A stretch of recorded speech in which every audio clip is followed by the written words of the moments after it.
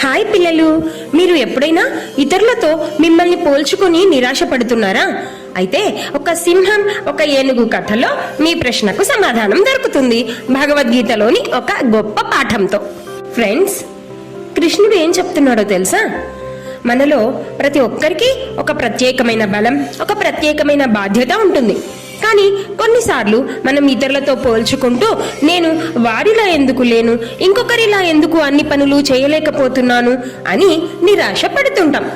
ఈ పోలిక వల్ల మనలో అసంతృప్తి, ఒత్తిడి బాగా పెరుగుతాయి. అసలు మన సహజ స్వభావం ఏంటో తెలుసుకోకుండా అందరికంటే అన్ని విషయాల్లో గొప్ప అని నిరూపించుకోవాలని ప్రయత్నిస్తే ఎలాంటి సమస్యలు వస్తాయో సింహం ఏనుగు కథ మనకు చెప్తుంది.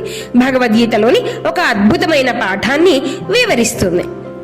మరి ఆ సింహం ఏనుగు కథ ఏంటో చూసేద్దామా? మరి వచ్చేయండి నాతో పాటు నల్లమల్ల అడవికి. అనగనగా నల్లమల్ల అడవిలో జంతువులన్నీ చాలా సంతోషంగా ఒకదానితో ఒకటి స్నేహం చేస్తూ ఆటలాడుతూ ఉండేవి.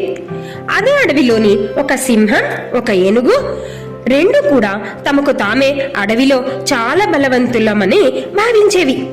ఎప్పుడు తామే అడవికి రాజని గొడవ పడుతూ ఉండేవి. నేను రాజునంటే నేను రాజు అని కొట్లాడుకుంటుంటే అడవి నాశనం అవుతుందని మిగతా జంతువులు భయపడ్డాయి.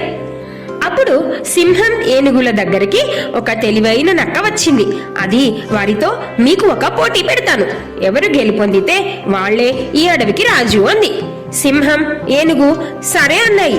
నక్క ఏనుగును పిలిచి అర్ధగంట లోపల నువ్వు ఒక జింకను వేటాడి పట్టుకొని రావాలి అంది. తరువాత సింహాన్ని పిలిచి అర్ధగంట లోపల నువ్వు ఒక చెట్టును వేర్లతో సహా పెక్కలుంచుకొని రావాలి అంది. రెండు సరే అంటూ అడవిలోకి పరుగున వెళ్ళాయి. కానీ ఏం జరిగిందో తెలుసా? ఏనుగు ఎంత ప్రయత్నించినా వేగంగా పరిగెత్తే జింకను పట్టుకోలేకపోయింది. సింహం ఎంత బలంగా ఉన్నా చెట్టును వేర్లతో సహా పెకలించలేకపోయింది. రెండు నిరాశగా వచ్చేశాయి. అప్పుడు నక్క ఆ సింహం ఏనుగులకు ఒక గొప్ప పాఠం చెప్పింది. ఈ అడవిలో ఒక్కొక్క జంతువు ఒక్కొక్క పని చేయగలదు, అంతేగాని అందరూ అన్ని పనులు చేయలేరు కదా. కాబట్టి అడవిలోని జంతువులన్నీ సమానమే అని చెప్పింది. చూసారా పిల్లలు, ఇది ఎంత నిజం కదా.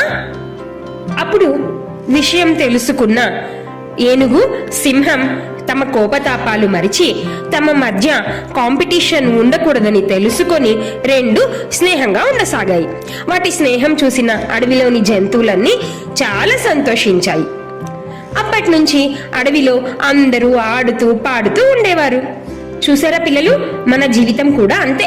ఒకరు బాగా చదువుతారు, ఒకరు బాగా పాటలు పాడతారు, మరొకరు అద్భుతంగా బొమ్మలు వేస్తారు, ఇంకొకరు వంట బాగా చేస్తారు. ప్రతి ఒక్కరిలో ఒక ప్రత్యేకమైన శక్తి, నైపుణ్యం ఉంటాయి. కానీ మనం తరచుగా నేను అన్ని పనులు అద్భుతంగా చెయ్యాలి అనుకుంటూ ఉంటాం.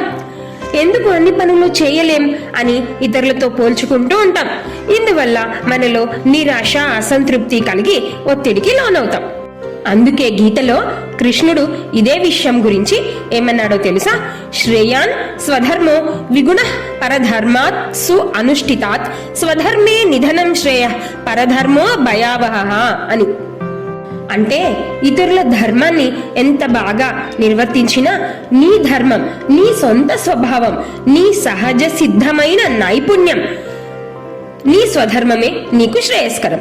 ఈ స్వధర్మాన్ని ఆచరిస్తూ కష్టపడినా అది నీకు మంచిదే.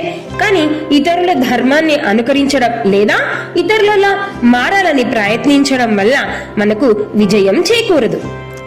సింహం, ఏనుగు తమ బలంలో గొప్పవే, కానీ తమ స్వభావాన్ని మరిచిపోయి తమకు అలవాటు లేని పనిని చేయబోయి విఫలమయ్యాయి. అలాగే మనం కూడా అలవాటు లేని పని చేసి శక్తిని కోల్పోయి మనలో ఉన్న ప్రత్యేకతని విస్మరించి విజయానికి దూరమవుతాం. అలా కాకుండా మన నైపుణ్యం ఏంటో మనకు తెలిసినప్పుడు మనలో నిజమైన ప్రశాంతత, సంతృప్తి కలుగుతాయి. అడవిలో ప్రతి జంతువు స్వధర్మాన్ని నిర్వర్తించినప్పుడే సమతుల్యత, శాంతి ఎలా ఉంటాయో మనలో కూడా అంతే. మీకు ఈ కథ మరియు దాని వెనక ఉన్న భగవద్గీత పాఠం నచ్చిందని ఆశిస్తున్నాను.